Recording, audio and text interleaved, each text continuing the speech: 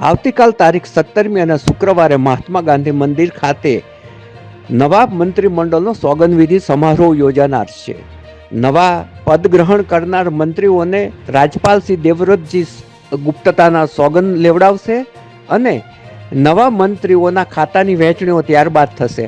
હાલ 17 સભ્યોનું મંત્રીમંડળ છે. મુખ્યમંત્રી ભૂપેન્દ્રભાઈ પટેલ સહિત તેમાંથી 11 જેટલા મંત્રીઓના નામ ઉપર કાતર ફરશે તેમ જણાય છે. નવનિયુક્ત જે મંત્રીમંડળ હશે એ 25 સભ્યોનું હશે તેમ જણાય છે અને તમામ વિસ્તારો અને જ્ઞાતિ સમાજને સમતોલન સધાય તે પ્રમાણેનું હશે તેવું અત્યારથી લાગી રહ્યું છે. નવા મંત્રીઓનો જે ખાતાની વહેંચણી છે ત્યારબાદ કરાશે.